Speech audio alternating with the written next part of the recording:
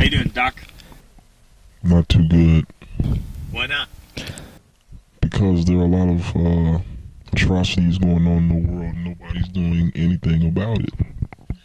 Now, I know we've talked about a wide variety of subjects, but what do you think is the most important issue that we should be concerned about at this point, at the level that most viewers are on? I know that they've come to terms with the New World Order. A lot of people are talking about reptilians now and being ready to accept that. What is the next step that we should be prepared for?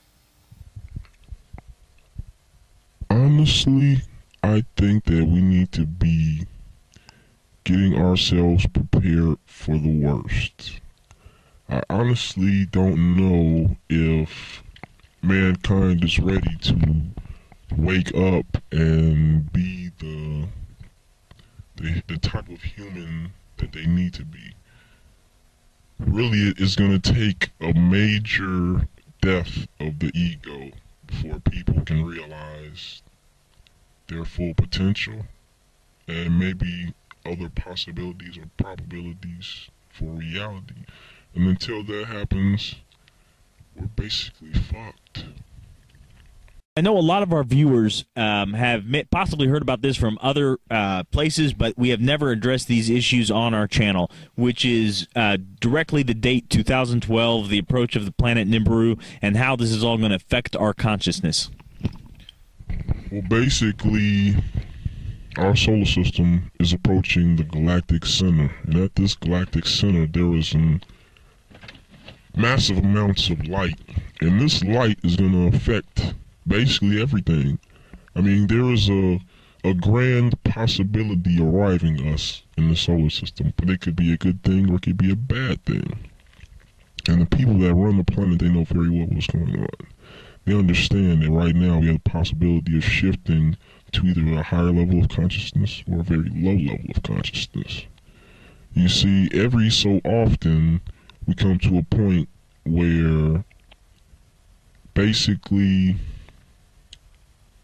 our entire solar system moves to a place of high density, and then it moves back to a place of low density. So basically the different states of density will determine what frequencies will take place or what realities will exist in a given solar system at a given time. So now we're approaching the golden age again, or just a possibility of the golden age. Just like the Egyptians talked about in their mythologies. They speak of a time where men were able to do some miraculous things and that gods walked upon the earth. Well, really, those gods are still here. They're just on a different wavelength or a different frequency. Maybe you can think of it as a channel or something like that. You see, we're operating on one channel right now, but they're operating, or these different beings, they operate on multiple frequencies that exist right here at the same place at the same time. We just can't sense them because they're beyond our frequency range or sense range that we can actually see, sense, smell, taste, or hear. So yeah, basically our DNA is being changed right now. The light that's coming into our solar system is first coming to our sun, and it's making the sun probably 100 times more powerful than what it was. And that energy is affecting everything on Earth. It's very interesting what you're saying, because what you're saying basically is that we're about to shift possibly either in a fourth dimensional, if we're operating on a third, or a lower, possibly second dimensional. Is that correct? Am I understanding you right? Well, actually, we can't think of it in terms of really numbers, because the numbers that we're using, first, second, third, fourth, and fifth dimension, they really are not adequate for the situation, because with those numbers we're thinking higher and lower, and really these dimensions are interdimensional. They're not necessarily higher, which I'm guessing you really can't understand what it is from our three-dimensional aspect or our three-dimensional brains. We can't really understand how we can actually be. Just think of it now. The reason that we see an electron at all is because our brains can't handle seeing the parallel fields or wavelength fields that creation is made up of. And those electrons are made up of the wavelengths that are coming from the universe. We are made of those wavelengths. And electrons are nothing more than wavelengths slowed down, or maybe it's our brain that are making the wavelengths look like they're slowed down. When we shift into this next dimension, we are going to be able to see these reptilian beings around us, correct? This is exactly what these beings are trying to do. Basically, what's happening is these beings are trying to use this time period to merge our frequency with theirs. I want to address the Lucifer Project. Can you tell us a little bit about the Lucifer Project and what they're trying to do and what we can expect? Yes, the Lucifer Project is some attempt to basically channel. See, for some reason, Saturn is some type of porthole of some other kind, and maybe it tunes directly into their frequency. Maybe they're able to channel something from that place, Saturn. And it's obvious, too, with the hexagons that are around us.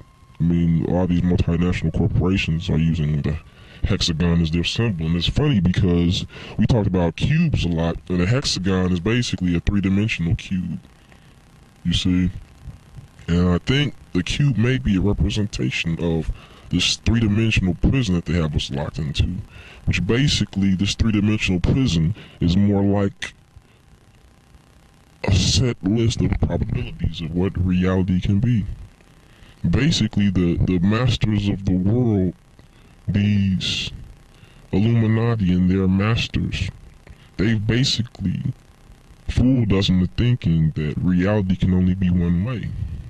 And so now we've come to a situation where people live their lives with a preset list of possibilities that life can be like.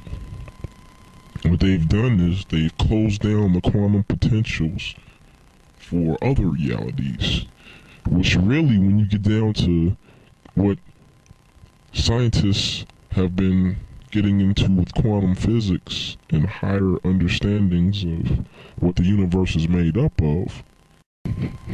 And so now they have got us stuck in the appetite body. They have us stuck on low energy frequencies. In other words, everything in creation exists as a frequency. Our bodies exist as a frequency.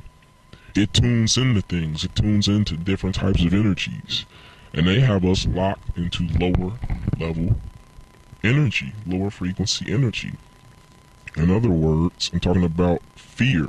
They have us locked into a frequency of fear. Basically, all emotions are energy in motion. And this different energy affects our bodies. It affects our DNA. It affects everything around us.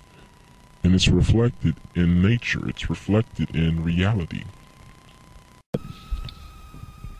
When you think about the world that they've got us locked in with everything that's happening right now with 9/11 and everything, it is constant fear. It is constant. We're afraid whether or not we're going to be able to pay our bills, afraid whether or not we're going to be able to go to work, afraid whether or not we're going to be able to advance in our careers, but we're afraid whether or not there's going to be another terrorist attack.